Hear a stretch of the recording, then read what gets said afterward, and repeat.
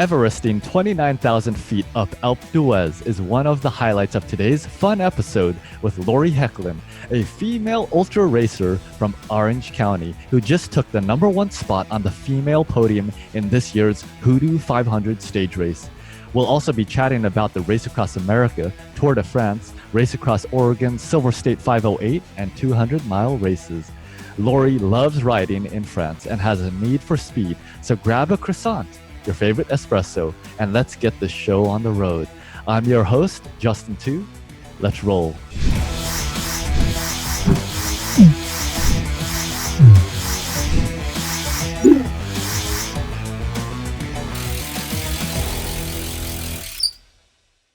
Hey, Ultra family, Justin Tu here, your host of the Ultra Cycling Show.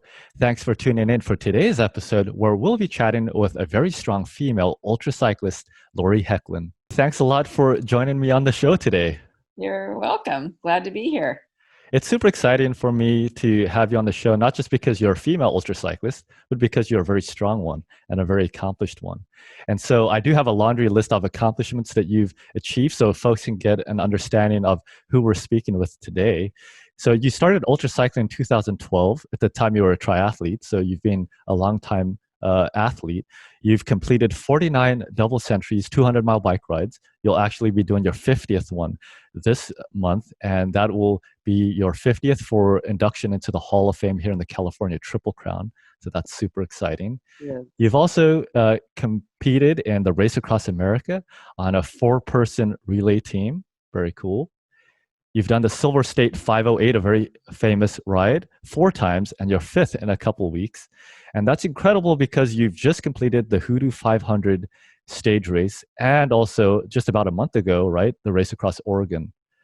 In addition, you've also done 3 Everests, which have been very popular, especially this year, but you've been doing them for many years.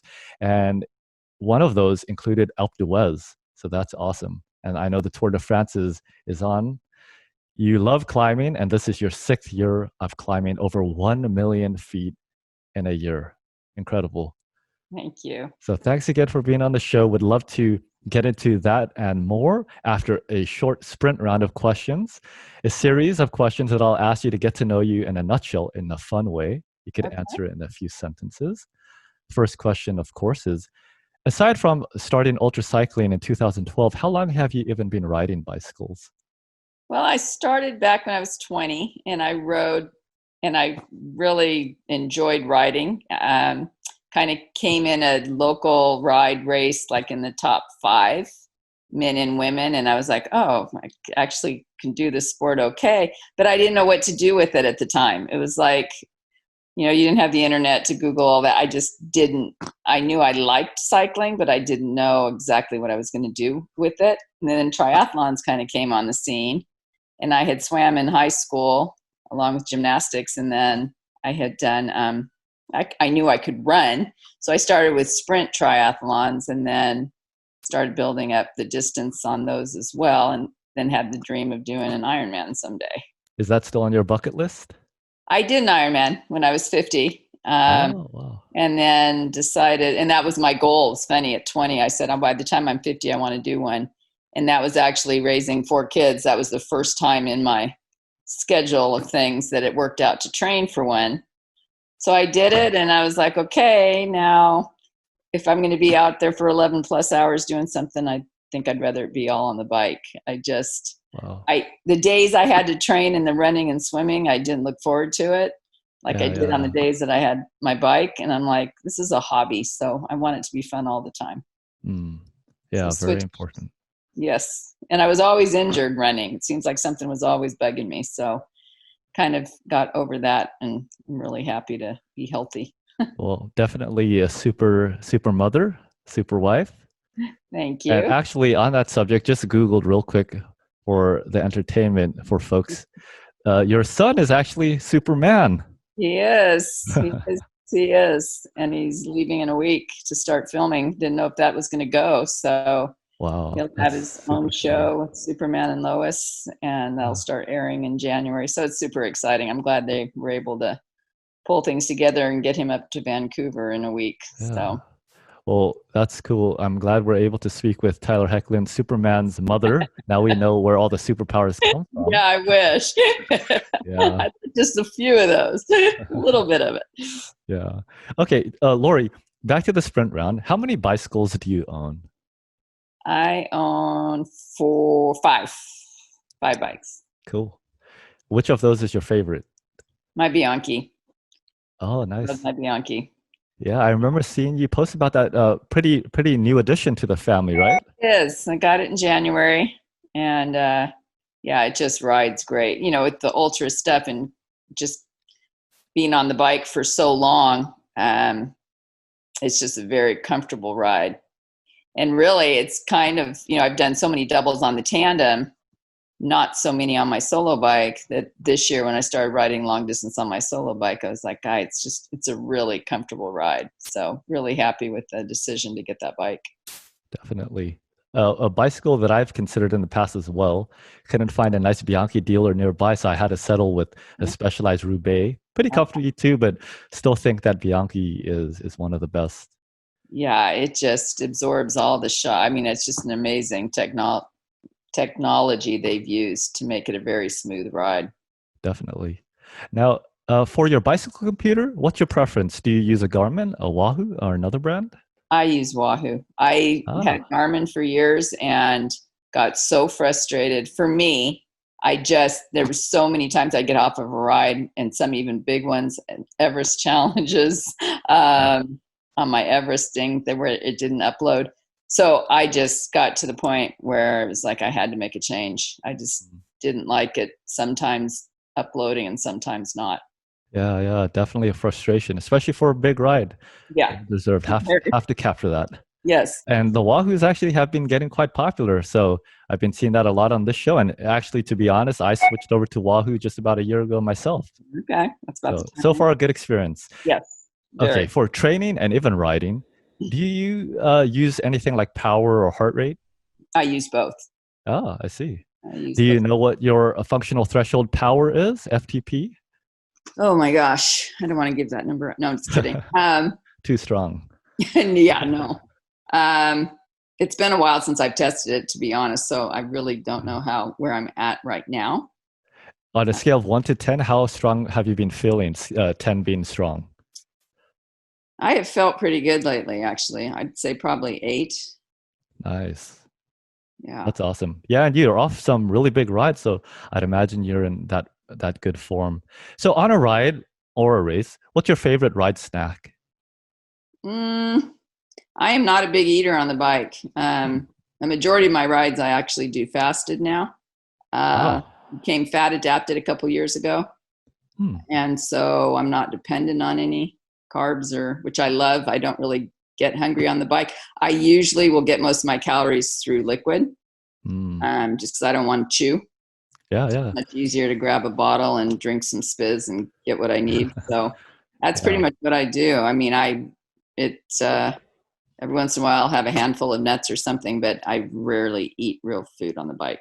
I see. Yeah, we share that in common as well. I think a lot of us, especially once you get to those longer ultra races and multi-day events, it's essential. It is. But glad that's working for you. And that was my next question. So, Spiz, is that your drink of choice on a ride? It is. If it's cold, I'm good. I'm one of those Yeah, people that, unfortunately, that's why when I have crew, it's great because they keep it icy cold. If it yeah, gets warm on the bike, I have a hard time taking it down. So yeah. easier to use with crew on a Very warm, common. long day. Yeah, totally. Any specific flavor that's your favorite? Um, I just went back to chocolate just to mix it up a little bit. Vanilla is pretty much Okay. my favorite, but Yeah, I did cool. mix chocolate and I tried it with almond milk, and actually that was a Oh, really delicious. nice treat. Yeah, that sounds nice, especially if it's chilled. Yes. Yeah. All right. What's your favorite post-ride meal after a long ride like the HooDoo 500? I do like my steak. And Yeah. I also once in a while will splurge and have pizza. It's not very, like I said, I do very few carbs. So Yeah. sometimes after a ride I'll splurge and break it up and do a pizza, and that's pretty Cool. tasty. What toppings do you like on your pizza? I like meat. Yeah, I'm a definitely. meat person. Yes. Cool. And how do you like your steak? Medium rare.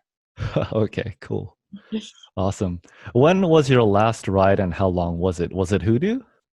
I've ridden since then. We've started doing some shorter, intense rides to get ready for the relay, Mm. which are not my favorite. But so I had my birthday dinner Friday night, and I was super worried I was going to really stink on Saturday morning, but actually felt really strong. And I'm like, okay, maybe. Wow. So, but yeah, I just, like I said, I don't like feeling lack of oxygen. Oh, And yeah. this is why I love the ultras. I mean, I can push for hours at 80%, but you get me up at 90%, and Right, I'm right, right. just, feel like I'm going to keel over. I don't like that feeling, which is also probably why I didn't like swimming so much. Oh, yeah. Well, you've done it all, so I guess you deserve a bit of a rest from that and to enjoy your rides once in a while. Happy belated birthday. If Thank you don't you. mind sharing, how old did you turn?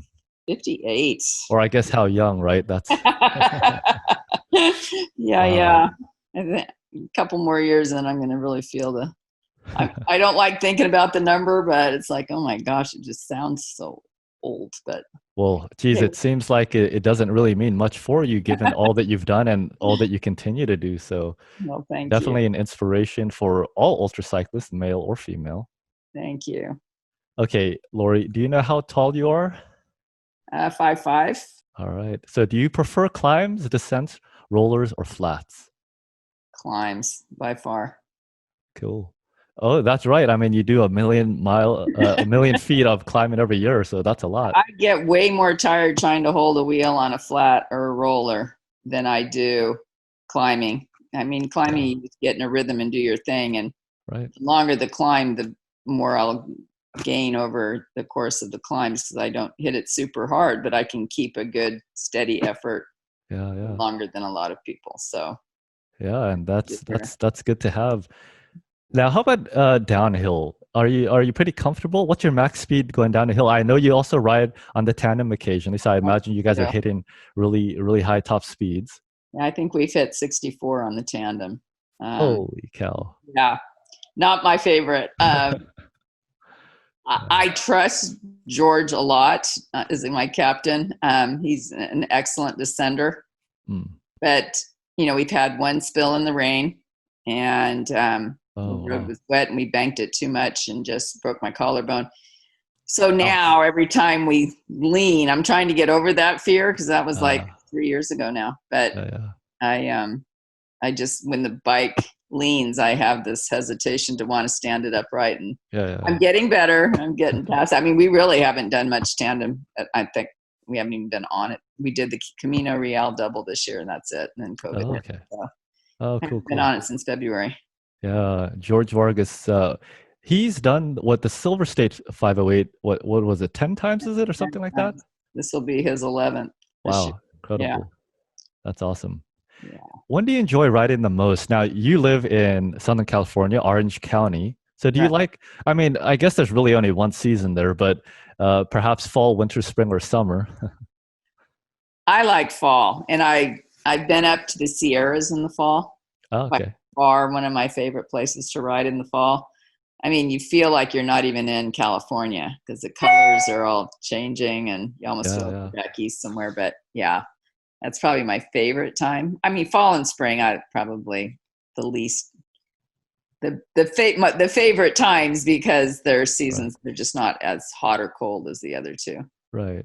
I don't Now, do you fare well in heat or cold? do better in the heat by Hmm. far.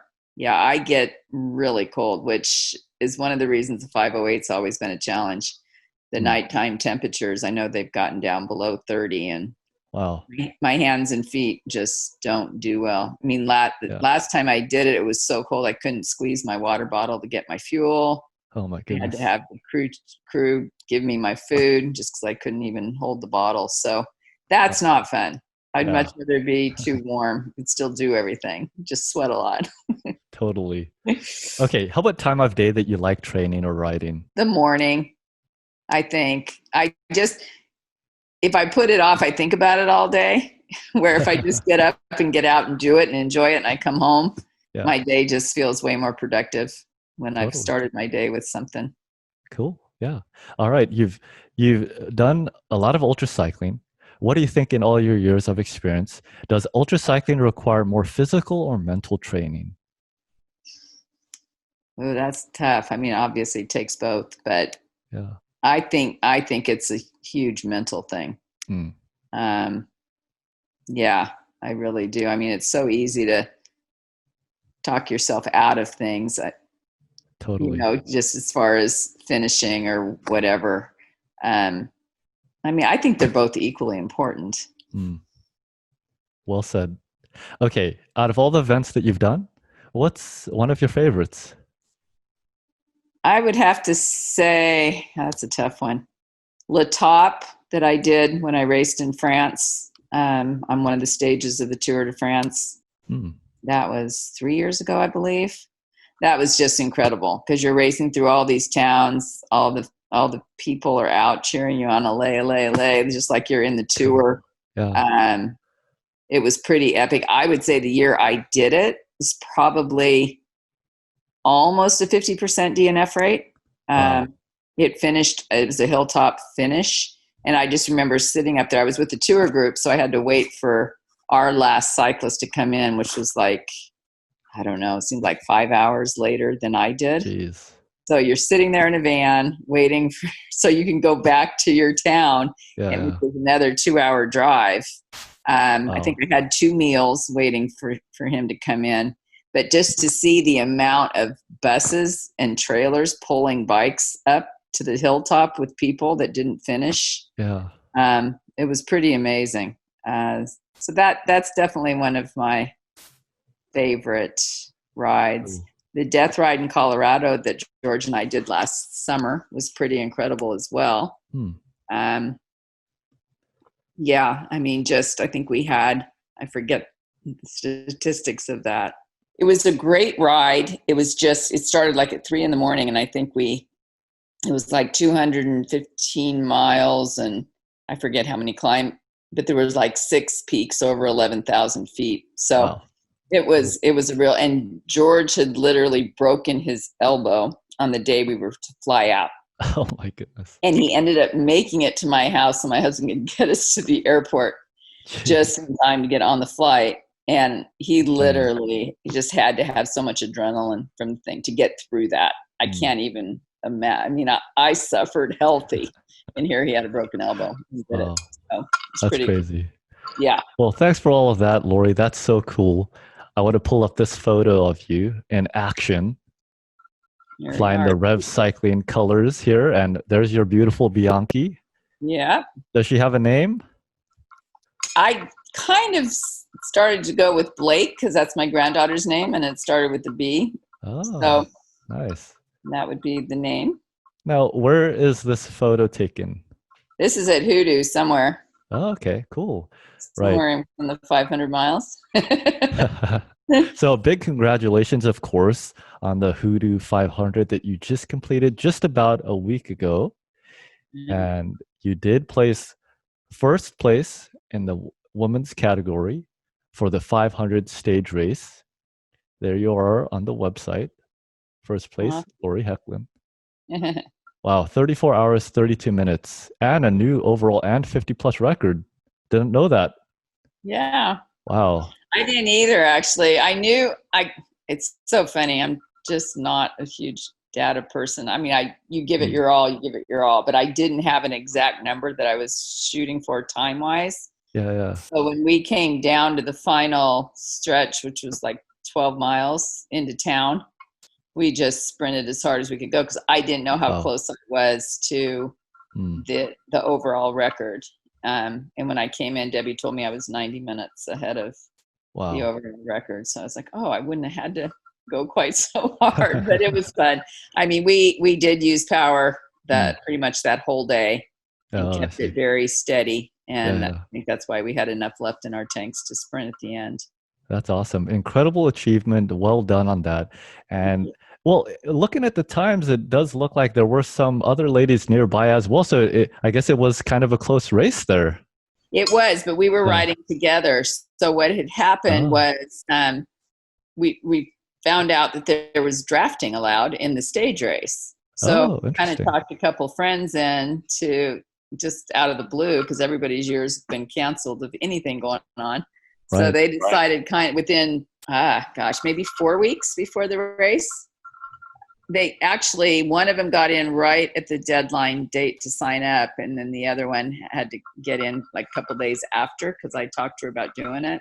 Yeah. I said, well, let me see if I can get you into the race. So she's a good friend of mine. And so we started training together, the four of us, for like 4 weeks before the race. And so we all rode together, and we were all planning on finishing together. And it was a great way to do it.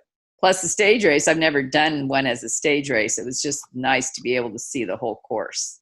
Is this your friend here in this photo? Yes. Yeah. And she's, I believe, 62. Strong rider. So incredible. She was just a blast to have along. And it honestly, both her and the guy on the far left, it was their first ultra event. I mean, they've done triathlon, but they've never done an ultra cycling event.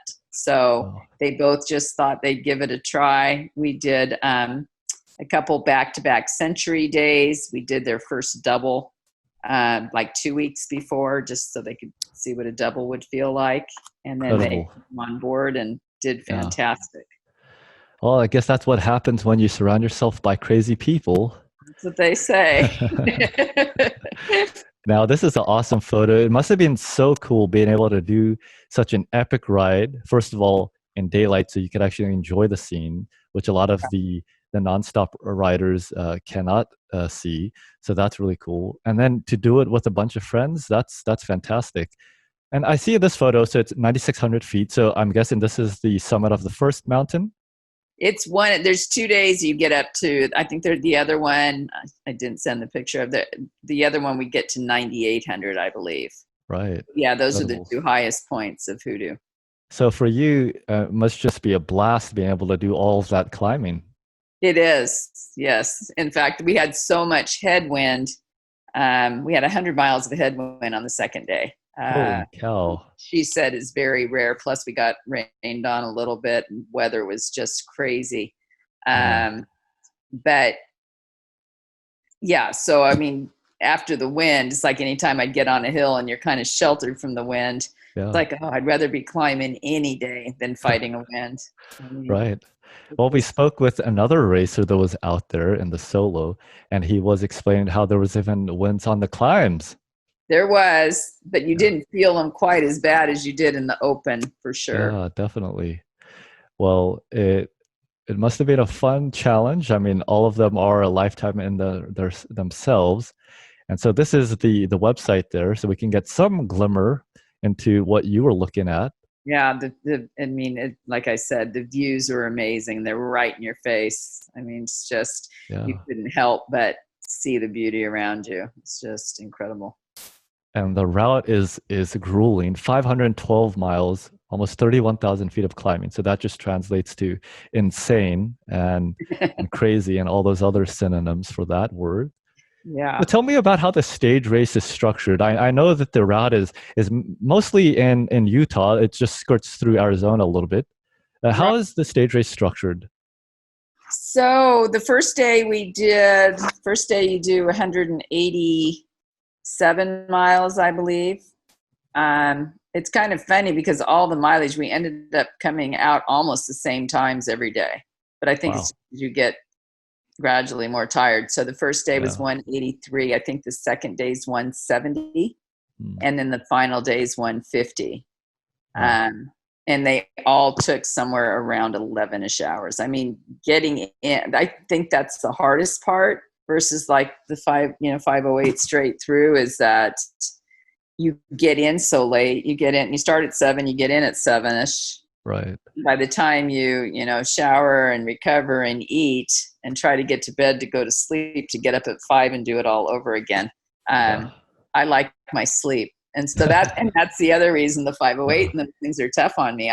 I can stay awake during the night, but I love my sleep. Yeah.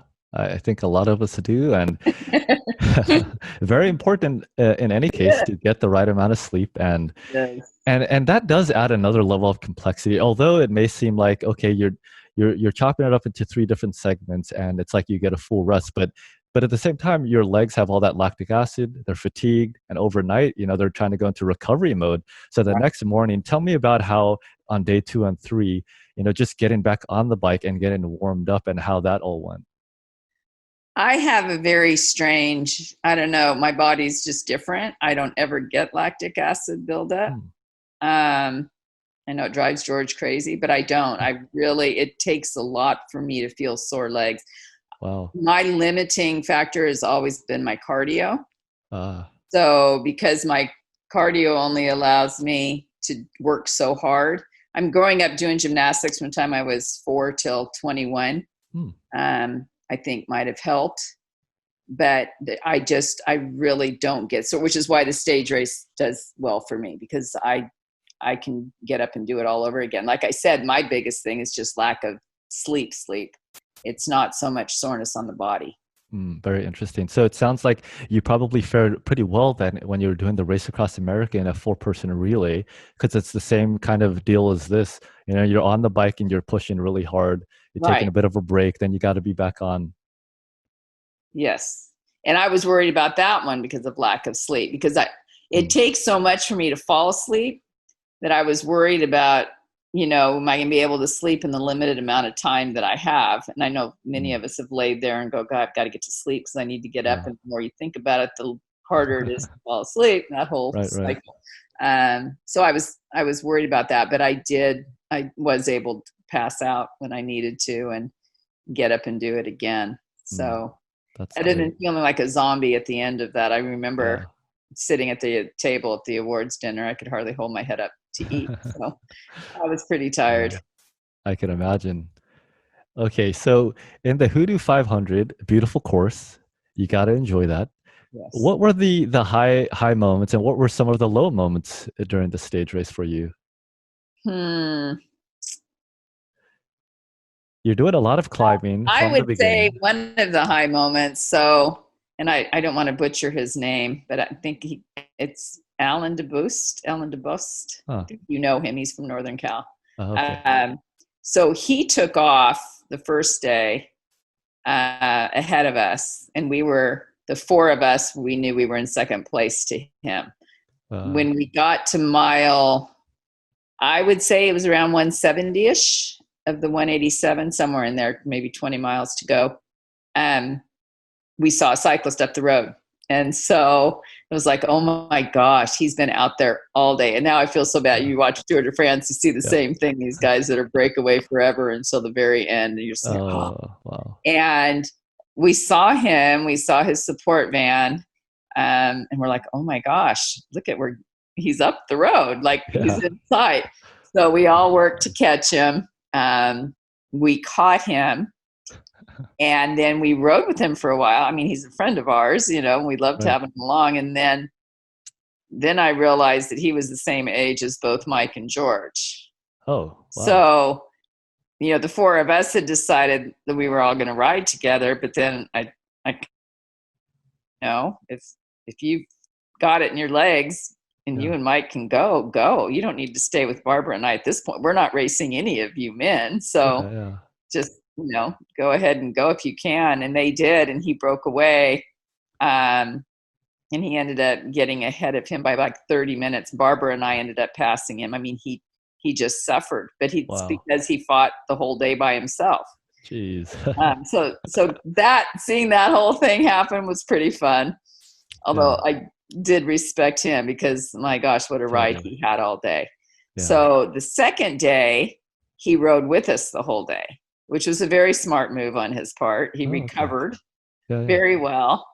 And then he used that and he just killed it on the third day. So it was fun to watch all that unfold and just see him play it out so smart. He really, really did. And it was just fun making it a true race in that element. Yeah. I would say probably the lowest was the day that we had the wind and the rain just hitting Mm. us from the side. I mean, literally trying to hold the bike upright. Mm. that was a tough second day. Yeah, I could imagine the elements always make it what's already very difficult just in terms of terrain and the mileage and the distance. It just makes it even harder. But that's kind of the cruel fun of ultra cycling, I It suppose. is. You never know what you're going to get, for sure. But glad you were able to have a little bit of fun, friendly competition out there. It And it was. sounds very exciting. I wish we could have watched that live. Yeah, it was good times. So, what's your favorite part of the course? I'm just looking here at the course route again, and I know you're doing a ton of climbing. You're going up to two very high peaks. You're doing a lot of descending. I would say those two highest peak climbs were great. On the third day, that last high peak was tough because George was struggling, and we really hadn't talked about how we were going to handle. I had my friend out there that was supporting both he and I, and then Barbara's husband was supporting Mike and her, knowing that we just planned on keeping together the whole time. Right. And so I think the elevation got to George on day 3. He really can't figure out exactly why he came out the way he did. I actually thought I was going to have the issue because there's a climb a mile. Once you get on the bike there on that third day, you're climbing within a mile. And like I said, Alan was feeling super strong. He took off, and then a couple others took off with him. And then our group kind of tried going, and I'm like, I was just panting, and I'm like, I can't go at this pace. And I remember George saying, it'll settle down. And it did for me, but then it caught up with him. Oh, I see. And he just kept dropping back. And because we were sharing the support crew, there was that whole, what do we do? She's got all my stuff. And so Mike and Barbara had already gone up the road. I was kind of trying to work with him to get him recovered and back on, and he just couldn't do it. So I was caught with, oh my God, do I stay here? But I'm going for the record. So I had to chase Mike and Barbara, and there was no phone service there. Wow. So my friend could not communicate with Barbara's husband to let him know that I was chasing. So I didn't know if I was ever going to catch them. And then I would have been in no man's land with no support whatsoever. Wow. So, but I just went, and luckily I ran into John Schellenberger, who'd crewed for me on RAM. And he told me how much further the climb was, which was great because I really had no idea. And it's always nice to know how much further you have to go.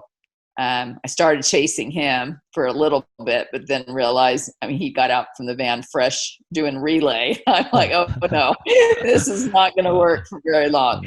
But then he got out and was a great supporter as I was climbing up the road. And I ran into actually Tim Skipper, who's who I did RAM with, and it was see him. But that climb was tough because I didn't know if I was going to be able to catch my other two teammates up the road. But just as we were summiting, I did. So it was nice. 3 of us were back together, and then Barbara's husband took over for the 3 of us. And sounds like an epic chase that we would see in the Tour de France or something like that. So it was crazy. There were definitely some crazy times.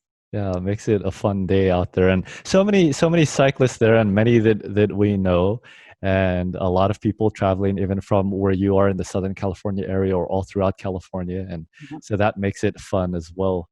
Tell me about that for you in ultra cycling, whether it's HooDoo, whether it's RAM, the Silver State 508, or just the double century in California. What does the community mean to you and the ultra family?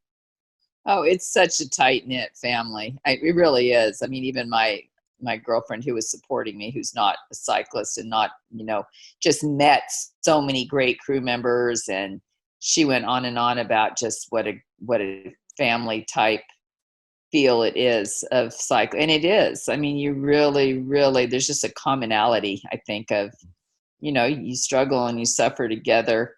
I know there's a lot of the double century riders that are much more, there's a small group that race them, and then there's probably a bigger group that socialize on them with friends. And honestly, I would love the socializing as well, but I've just got I enjoy racing them. And so because of that, not quite as tight knit with a lot of the people that, I adore and follow through Facebook and see all that they do together. And it is a true family. I'm not so much a part of that because I really don't spend much time off the bike is always the goal. I think the one day on HooDoo, we were only 25 minutes stopped. So yeah, we just don't spend, because you can win or lose it just on that, Yeah, definitely. And it's cool to be able to speak with a female ultra cyclist that loves racing these kinds of distances. That's really. I've always been competitive. Like I said, I grew up doing gymnastics and swimming, and I really, even talking to my son Tyler yesterday, he was up for my birthday, and he was talking about how he'll probably get back into sport. When you are in sport, there's just, you can't get that feeling anywhere else, and he says he misses that. He played baseball at Division I schools, and it's just a special bond that goes with team or with people that have the same common interests as you. Oh yeah, most definitely. Couldn't agree more. And I'm surprised that we don't see Superman on the bicycle. I'd love to see the competition of Superman's mother and him in something like the HooDoo. I actually should have sent you a picture. He did get an e-bike. I believe it was a Bianchi. Wow. I think it was a Bianchi e-bike he got in Europe last year when I was in Nice. Cool. And he met up with my friend Roberta and I should have sent you that picture. And we climbed a cole and he was on the e-bike. He probably, it's just funny, as a baseball player, you just don't have that, the cardio. Right. And still, he works out religiously, obviously, for his job too, but he's so fit, but he just doesn't have the endurance engine. And it's funny because when I was growing up, endurance was never my thing. Running a mile was like, oh my gosh, that was long. So it's funny how you find out later on that, oh wow, that kind of is something I can do and do okay with. So. Oh, you're doing incredibly, Lori, and I always look forward to seeing your post. First of all, because you're always going to very nice places like France and many other adventures, so it's fun to watch, and also fun to see you being competitive. What does your son and the rest of your family and friends, what do they think about you, seeing you doing all these ultra distances, all these very grueling races in insane conditions? They're very supportive. It took a while in the beginning. They were like, I really try to balance everything. I try to be at every event, but we went to 6 grandkids and I've got 4 kids of my own. So it's like, and that happened fast. And so it's like, it just seems like there's constant birthdays, constant get together. Then you got Father's Day, Mother's Day. And this year's been different, but on a typical year. And I try to make everything, but obviously events are planned out. And like I said, this year I was going to do the stage race. And I know a lot of the stage races have been Father's Day, Mother's Day, and I try not to do them when they're that, because we just, our family's too important. So I try to balance it as best I can. And like I said, I took a little heat in the beginning of, but I think they all know now that I'm just a better mom and better grandma and better wife if I get in my ride for the day. Yeah. And I'm willing to do anything after that. So I have a family who loves it. They're awesome. We love to play games. We love to hang out and stay up. They love to stay up late. I've never been, and this has been a huge discussion, I've never been a night owl. Yeah. The other night, my husband stayed up playing a game with my boys till 3 a.m. I can't do that. I just, even if I don't have a big ride the next day, I just don't do well staying up late. So that's probably the biggest but they all know that now. So they, where's mom? Oh, she went home, because my kids live down the street and I can walk home the hour that I need to. But it's worked well. And they're, like I said, they are just all very supportive, and I couldn't be more appreciative of that. It's so cool that you have that family that does support you, and it explains a lot about why you're able to do what you do, because it does take teamwork to make that dream work. And I'm sure there's a lot of needs that you have, some days where you're just feeling tired from a race or for training, and But at the same time, I know that training and on the bike definitely sharpens you for the rest of your life, like you were saying. And it is inspirational that you've been able to find that balance. And I think it's proof to anybody watching, especially perhaps a non-athlete or a non-ultra rider or just a non-cyclist, that it doesn't have to be a compromise of you either do some sport or you don't at all, because you found that perfect balance with a huge family.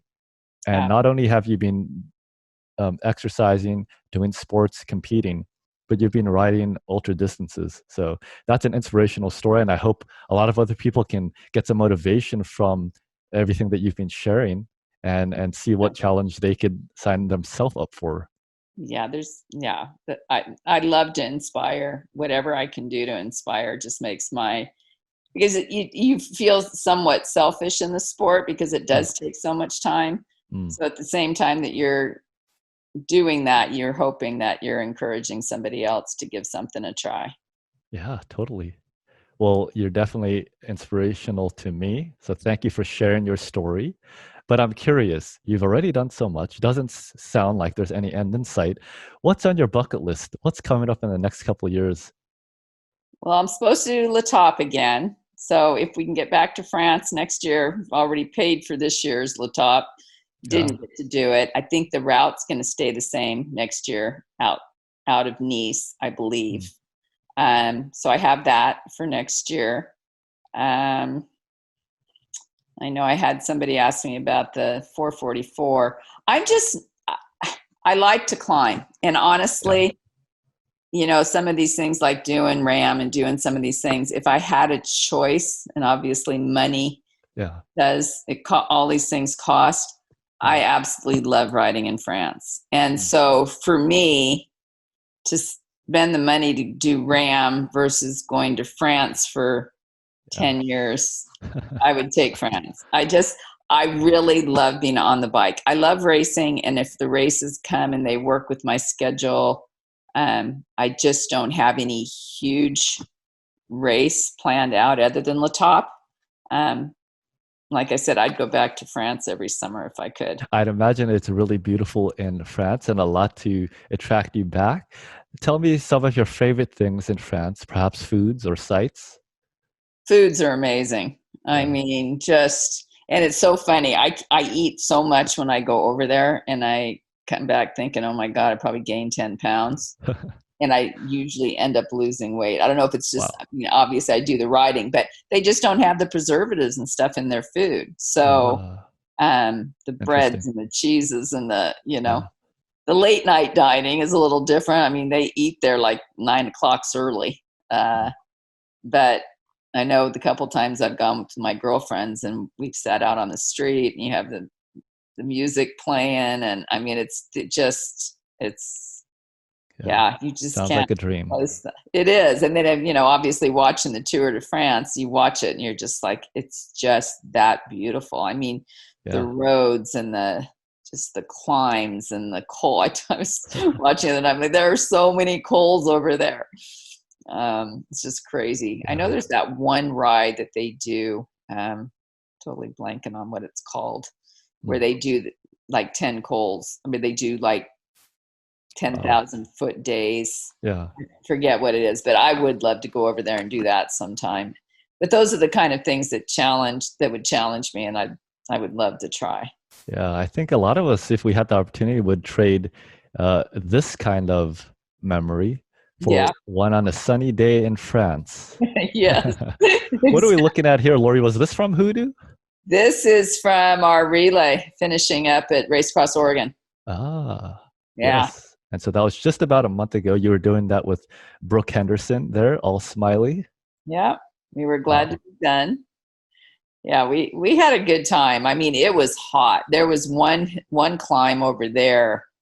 Actually, the terrain there was so different than what I expected for Oregon. I mean, you think of Oregon, you think trees, and the funny part is, I think a lot of that part of the terrain we did at night. So I didn't really even get to see much of that. It was very deserty for what I thought Oregon would be. And then on the last day coming back in, there was a climb that was just so hot. We were switching out every 10 minutes.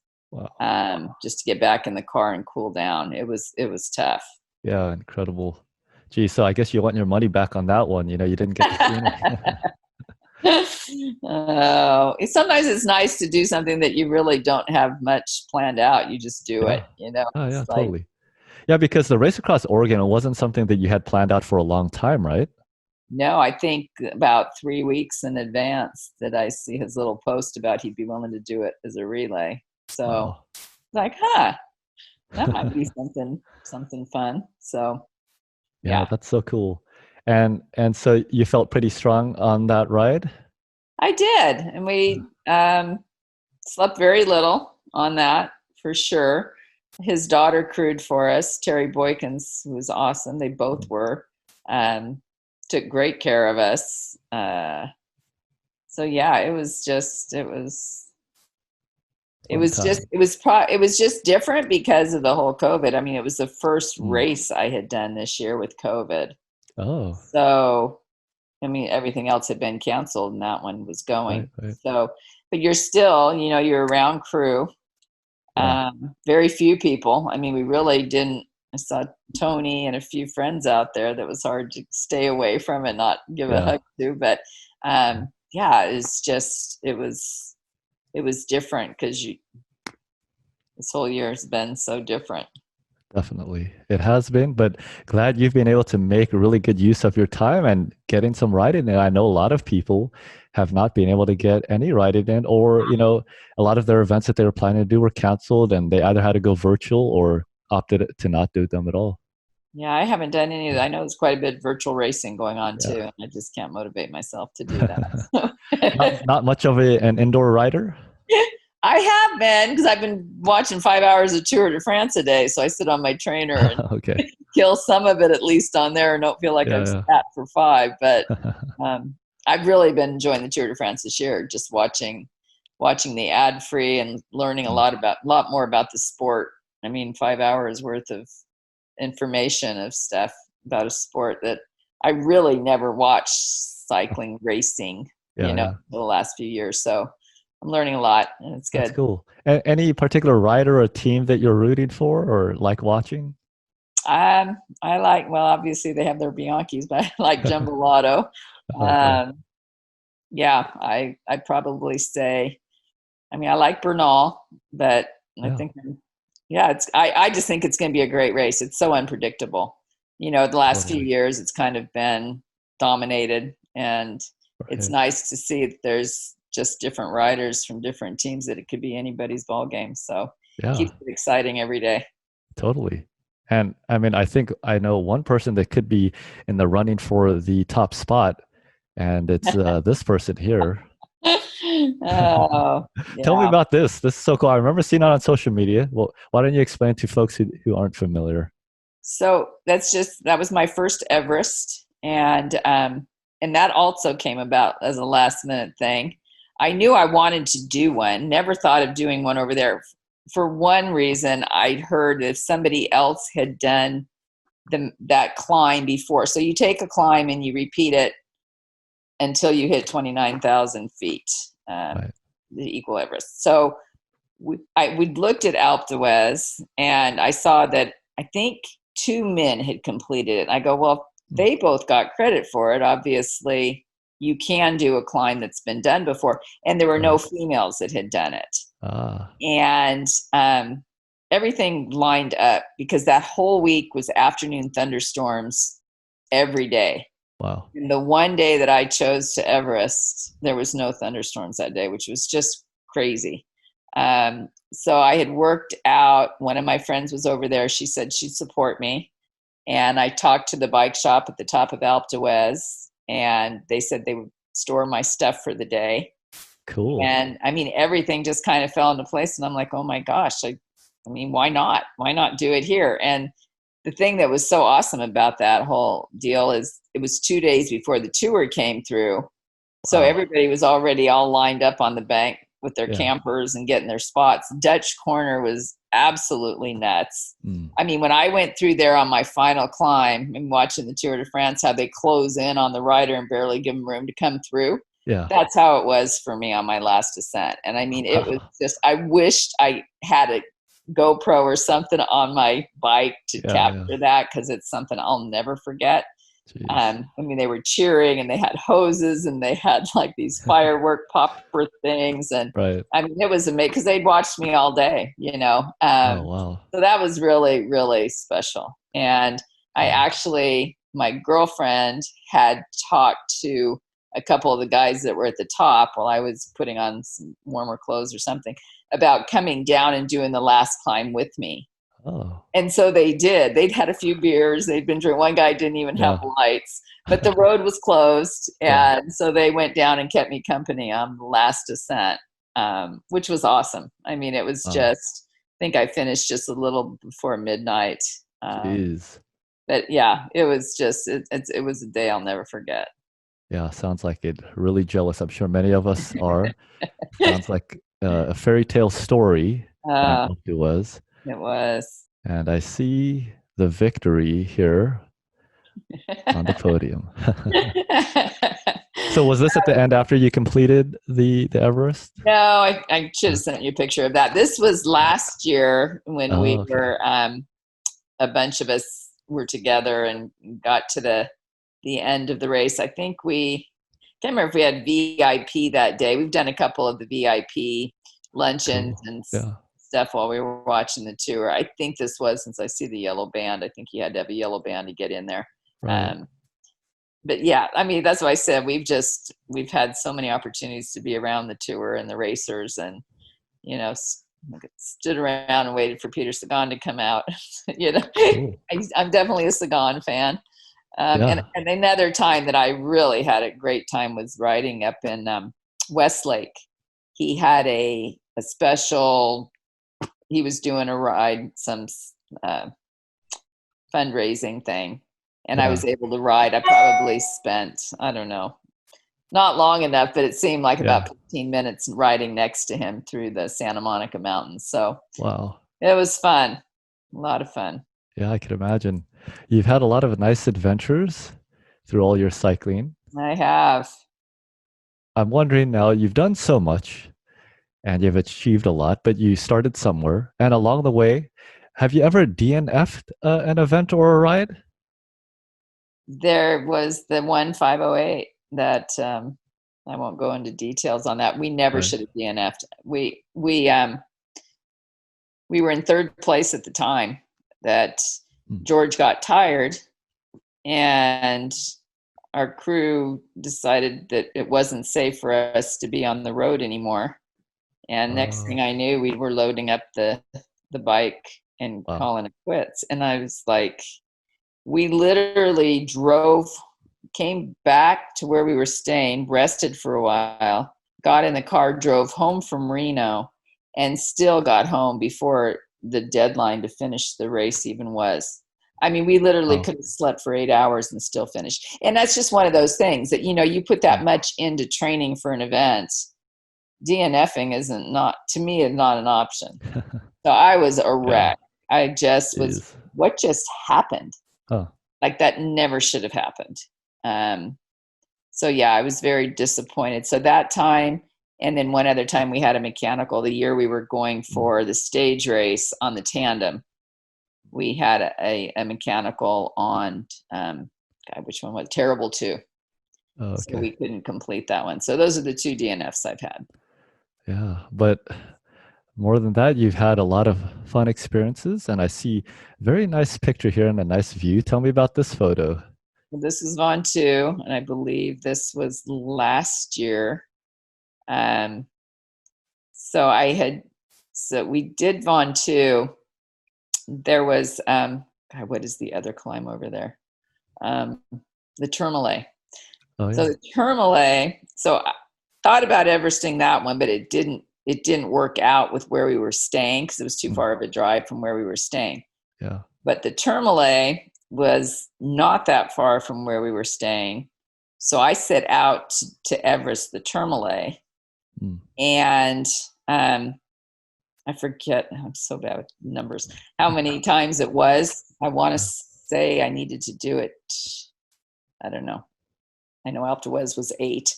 Mm. I think it was like 10. I can't remember for sure. All I know is I was 1.25 short from completing an Everest there. Huh. So I'd gone out early. Yeah. The tour group we were with took me out early, knowing I wanted to do it. And I had known the same tour guides from a prior year of doing a France tour with them.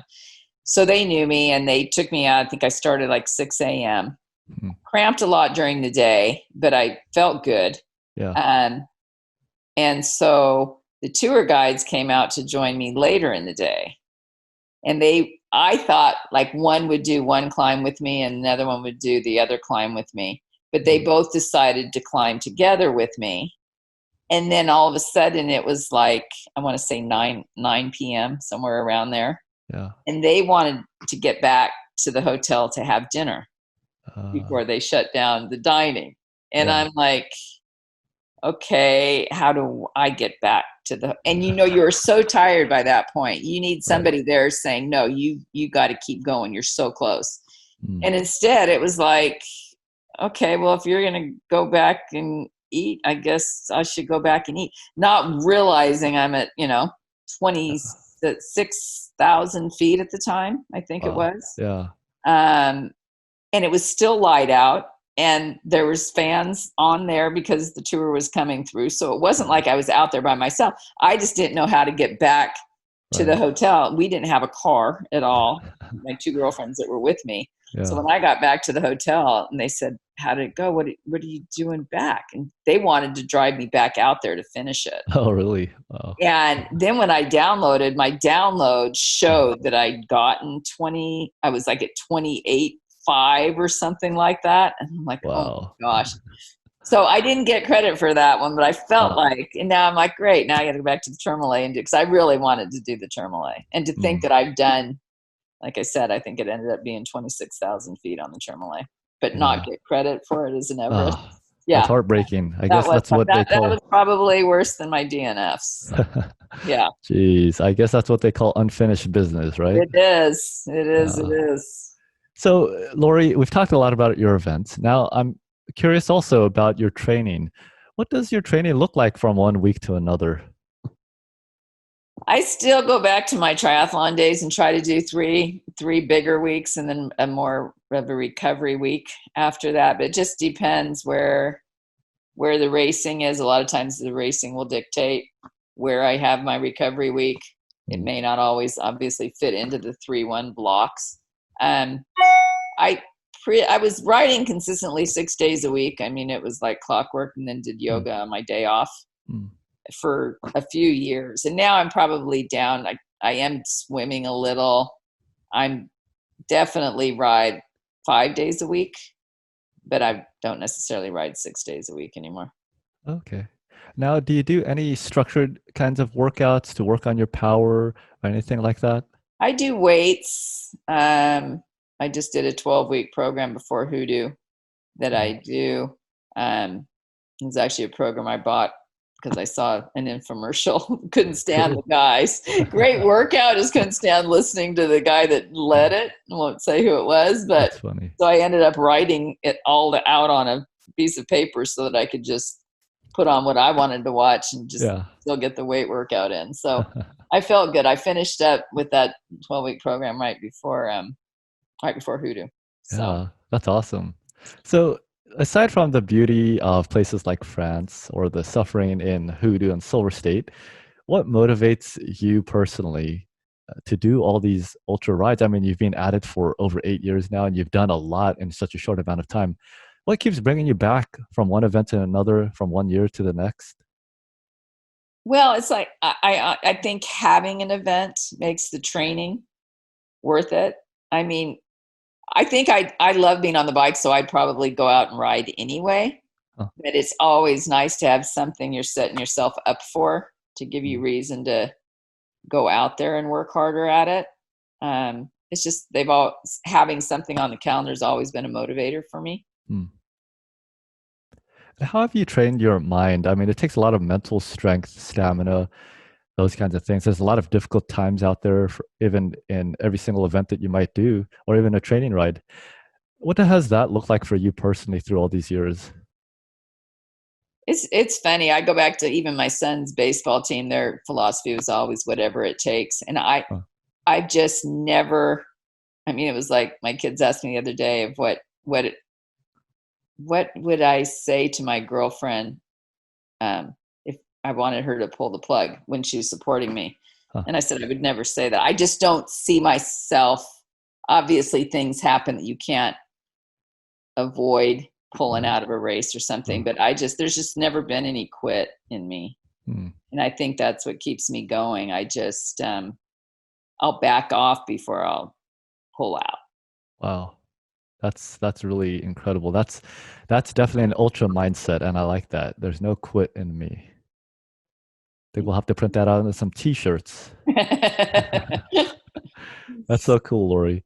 No, thanks. Now, what do you think most people don't realize about ultra cycling, whether it's a non-cyclist or a non-ultra cyclist? Because as we know as ultra cyclists, there's just so much, even in a single event, even if it's 200 miles or if it's 1,000 miles.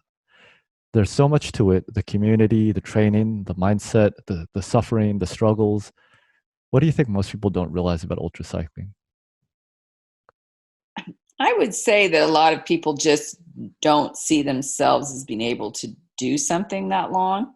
Hmm. And I would challenge them to, it's just funny, and we've talked about this several times. It doesn't seem to matter what event you're doing. Hmm. If you're going out and you're doing a century, you're ready to be off your bike by mile 85. Hmm. You just are. But when you're going out to do a double, you really don't even think about being close to being done when you get to mile 85. It doesn't. So to me, your body follows what your mind knows it's going out to do. Hmm. And so that's why for people that say they could never do 200 miles, I would challenge them to try. I mean, I remember doing my first century and I was like, oh my gosh, it just seemed like so long. But I think you can definitely train for it. I mean, like I tell people that have done centuries that say they couldn't do a double century, is that you don't go at the pace that you would ride a century. Right. You know, you back it off a little bit and you can go further. So I don't know. I think if you have a strong mind and a committed mind, that you can easily add miles to get yourself up to where you can do an ultra cycling. Yeah, that's so true. Don't short sell yourself. And it reminds me of a quote by, I think, Henry Ford. I think he said, if you think you can do a thing or you think you can't do a thing, you're right. Right. Yep. Yeah. So true. So for somebody that wants to get started with ultra cycling, what are some of the tips that you would give them? Some of your girlfriends, someone else, maybe like your son? I would say to just, I don't know. That's a tough one. I mean, you have to start somewhere. So find a bike you like. Obviously a saddle that works for you. Everybody's asked me that, and I have a saddle. I mean, I just typically am fine sitting on the bike for that long. But yeah, I just start building onto mileage, I guess. I mean, I kind of go back to how I started. I think, like I said, for me, it was that I was spending time. When you do an Ironman, I think my time was 11:30. I'm like, to be out there for that long, I know I can still be out there that long, but I'd rather be on the bike the whole time of that. And so knowing that, it just kind of, like I said, it is a training of the mind. I mean, Right. if you believe it, you can conceive it, and all of that. I just think it comes from starting and So true. adding to it, I like that. Yeah, you just got to get started and inspiration will follow. Yeah. And you're definitely proof of that. And plus, I guess anybody that's on the fence, all they have to think about is the beauty in France and what's waiting for them if they want to get started. You see so much more on a bike. I keep trying to tell my husband that. It's like, you drive through it, you're driving through at speed. You definitely don't get to take it all in and enjoy it like you do when you're on the bike. There's so true. Nothing like it. Yeah. Well, Lori, we've got a few sprint round questions to the finish line. It's been such a Okay. pleasure being able to speak with you, hearing about all of your experiences. So much fun, so much joy that I gather, and also at the same time, a lot of fierce competitiveness. And so that's really cool. And I know a lot of people will enjoy watching this segment with you. So thanks for sharing. Thank you. Okay, just to end on a fun note, when do you think your next long training ride will be, and how long do you think it'll be? Well, I guess it really won't be my training ride. It's probably going to be my double, my 50th double that I'm doing on Ah, the 26th of September. right. And that's going to be the Beach City Double Century down there in Southern California. Yes, Beautiful one. That was my 50th as well. Hope you have fun over there. that's awesome. I know. I wish I could have more friends surrounding me for it, but we're going to have a few, so it'll be fun. And yeah, that's my last. I'll do that the weekend after the 508, and then Wow, call incredible. it a year early. Yeah, well deserved. Just a quick side note from me. When I did my 50th there, I was doing it with one other person, Jason Perez. Oh He gosh. was, let's see, I can't remember if he was riding his recumbent or his Trek upright. But in any case, when we got to the turnaround point at the pier, we took a little break there, got an ice cream from an ice cream truck. And that was probably the highlight of my 50th double century. There you go. There you go. You Yeah. got to remember those. No, I'm looking forward to it. I don't know what year. What year did you do that? Let's see. I want to say 2017 or 18. Okay, because he Yeah. changed the route last year. Oh, I see. So Huh. much better. So Huh. we're trying to redo the one that he had last year, and I think we go right by my house on that one. So we'll start from Oh, my house cool. and Nice. continue from here. So it'll Yeah, be yeah. good. Cool, cool. Okay.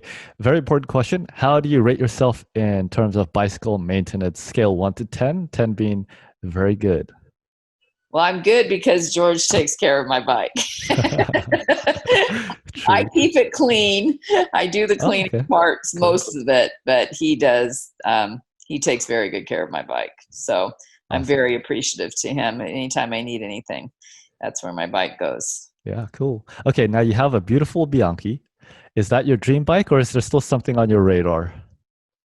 I'm really good for now for a while. I'm not one that turns over bikes a lot. I Mm. mean, I kind of hold on to them for like 5 years or so. It's kind of like my car, but I love this one. I really don't have anything. I mean, I did debate about getting DI2, but I was like, I just like less things that can go wrong when I'm on a ride. And I've Yeah, seen friends that didn't charge a battery, whatever. I'm just right. like, I want to keep it simple, which is also why I went rim brake and not disc. Mm, So, yeah, cool. I just want things that hopefully if something goes wrong, I can take care of it. Yeah, totally. Okay, so once the pandemic is over, it's been a tough time. We've all kind of been indoors, other than perhaps some riding outdoors. Where do you want to go first when the pandemic's all done, all the borders are open? Is it going to be France? Oh, for sure. Hands down. That's Not awesome. a question. Yeah. Okay, final question, and you'll have to take me with on the next occasion. Who do you want to nominate for a future episode? Somebody that might have inspired you or a story that you'd love to hear more about? I mean, obviously, George has been the one who's gotten me into all the ultra cycling stuff in the first place. Hmm. I know he's done some amazing stuff, and I kind of started. I read his blogs, which are way more detailed than I would ever do. I know he's tried to get me to do a blog. I'm just Yeah. not a data person. I just Huh. get on my bike. I love to ride. But he does have a great way of writing, and I do enjoy reading his blog. And it Mm, kept me encouraged, probably more than anybody, as far as the mm, ultra cycling world. mm. Um, but yeah, that's pretty Cool. much. Yeah. And maybe this little guy, this little fellow. See, that's France. Yeah, I love France it. has so many wonderful things. Although I did see quite a bit of sheep and cows and all that at HooDoo as well. So didn't have Oh, to go okay. quite to France to see it, but Yeah. it is fun. Well, it's been a lot of fun and a real delight to be able to chat with you, Lori, about all of your experiences. And again, just such a short amount of time. You've done so much. I'm sure there's a lot more. So we'll be following your journey. Can't wait to have you back on the show for one of your crazy Everesting challenges that you do in France. And yeah, just best wishes with all of that. Wonderful. Thanks so much, Justin. It's been great. All right, everyone at home, hope you got some inspiration from this episode. Definitely go out and take on the challenge. You can do it. The key is to just start. So until next time, everyone, keep spinning ultra.